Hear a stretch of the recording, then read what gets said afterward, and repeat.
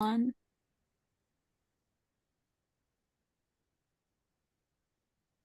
You are now live on Channel 8 and YouTube. Welcome to the Templeton Board of Health meeting. It is Monday, November 27th at 7 p.m. and we will start with the pledge of allegiance. I pledge allegiance to the flag of the United States of America and to the republic for which it stands, one nation, under God, indivisible, with liberty and justice for all.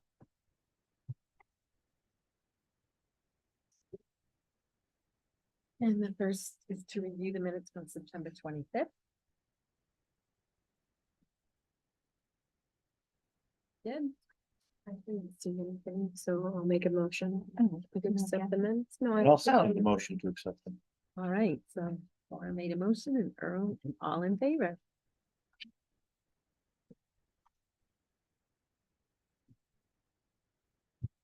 And number 2, the communicable disease reporting, Lori.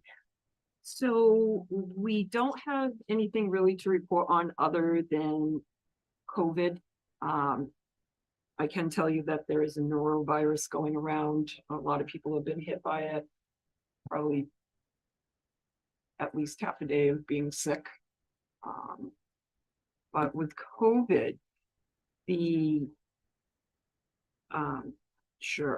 HV.1 is the most prevalent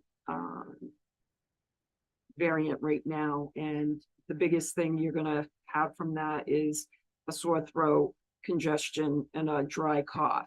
So it's still not as bad as it was. Hospital cases are going down, and there's not a lot. People are not getting the booster or even the regular shot, and that's everybody's choice.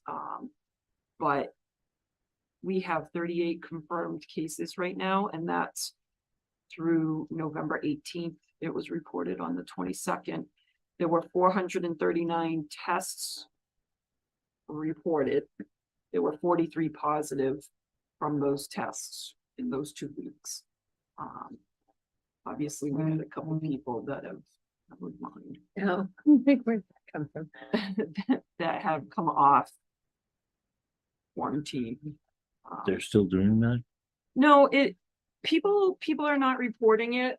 There's a lot of home tests being done and things like that. So these numbers are a little skewed. You can't really. So what's the difference between COVID and an everyday cold? So as far as I'm concerned, it's a coronavirus, just like all of our other flus. It's hit or miss when you get a vaccine.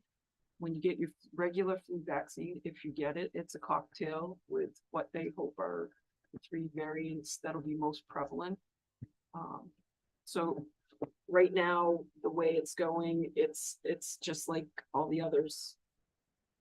So it decides to spawn another variant, and they have to play. So it's just another flu. It's another flu. Yep. So COVID's the catchword. COVID is the catchword, but flu.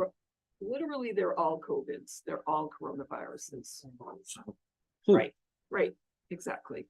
So right now we're considered 9.79 positive, percent positive. There's been no real uptick in any deaths. I already said there's no real uptick in hospitalizations. That's about it for communicable disease reporting. Oh, I should say we have unexpired test kits here. So if anybody needs them, we do have them. I know sometimes you need them when you're at your kids to get back into school. You need a negative test, so we do have them. And to review the 2023 groundwater monitoring at the Templeton landfill. So again, we had very good test results for the water testing down at the landfill. We do need to do more work in the swales. We have to cut down some brush that's growing. We have another vent to replace, and we have a plan in place with dates that we've reported to Mass DEP that they would be done by. I work with Bob Sozik in his department for those fixes. It's being maintained mode. We will have to in the spring look at having somebody go in for trapping, because we're gonna have some beaver issues. They started late this fall. We could see that they've gotten so much water, it's hard to tell if it's because of beavers. So we're Or waiting the to rain, spring yeah. to see if it goes down. But we may have to hire somebody to trap. Okay. So the report will go to DP. Jane has signed all the places she needed to sign. Mark Popham is our engineer. He has done the full report. It actually cost us less this year than it did last year. Oh. So it all went well. And we do have a copy of it on file in the office if anybody wants to see it or read it. It is very technical. Even I have to look at it cross-eyed sometimes. Yeah, I've looked at that before. It's a lot of technical, chemical readings, and it's an analytical report. Mark does a great job, Mark so. does a great job.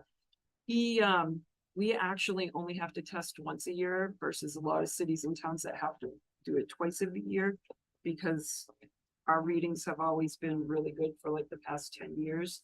So he got them to reduce it to a once a year. Oh, awesome.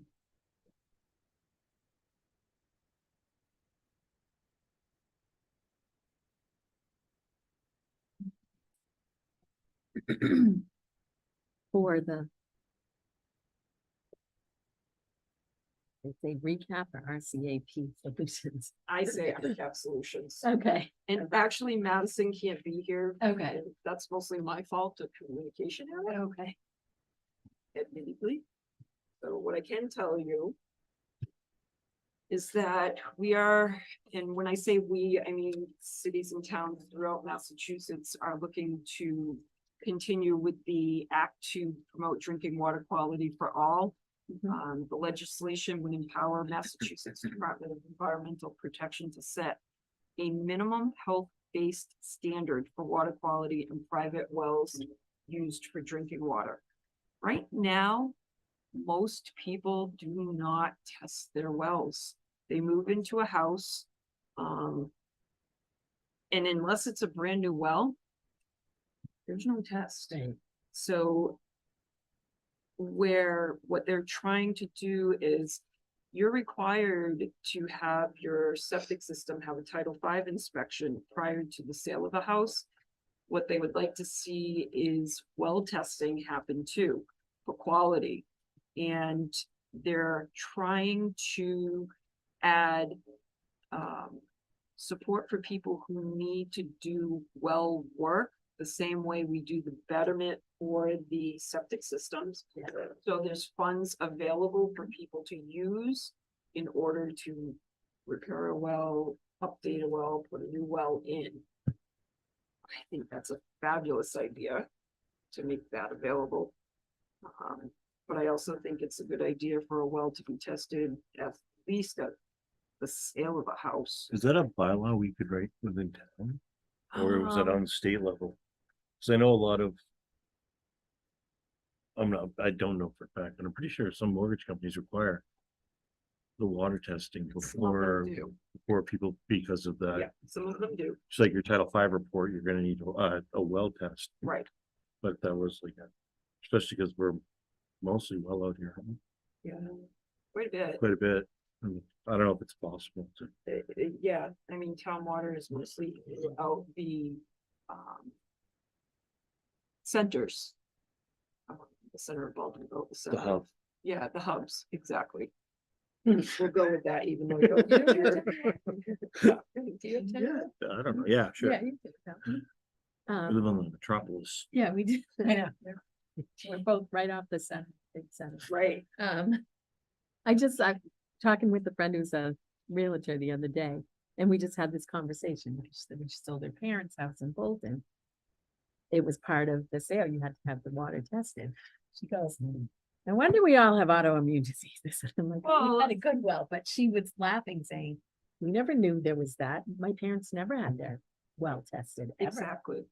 And I don't think people think about it. No, they don't. Maintain your septic system. Yeah. Why wouldn't you maintain your well? Yeah, Um, well, your septic will cause other issues that but yeah, makes you yeah. want to maintain it, but definitely. yeah, so, But we are listed on the letter for support for this, because we had discussed it at a previous meeting and you had voted on it. And actually, they listed Templeton first, as supporting the bill. And I think it's, yes, we can do a bylaw separately if you really wanted to. I don't know, if it's necessary. I mean, I one of think those it's strong suggestion categories.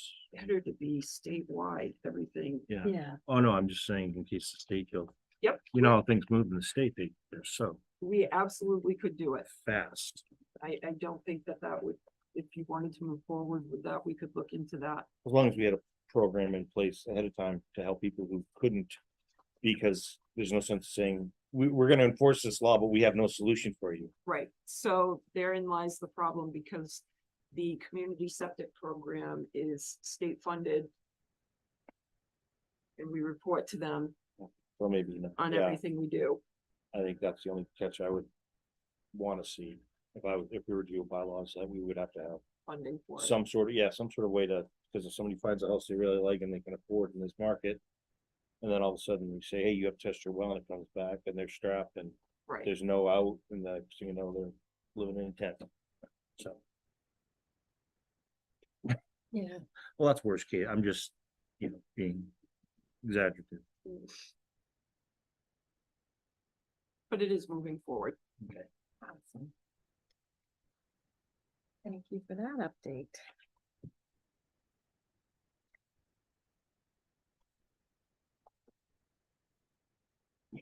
I'm looking at next meeting, not, I think Not on Christmas, yes. Before you go to that, I just wanted to, I wanted to let you know that a trial date was set for 25 Central Street, the garage. I'll be going with our building commissioner, zoning officer on December 8th for the trial. Okay. There will be witnesses. So, once that happens, I'll let you know what went down. Okay. That update. Any other business law?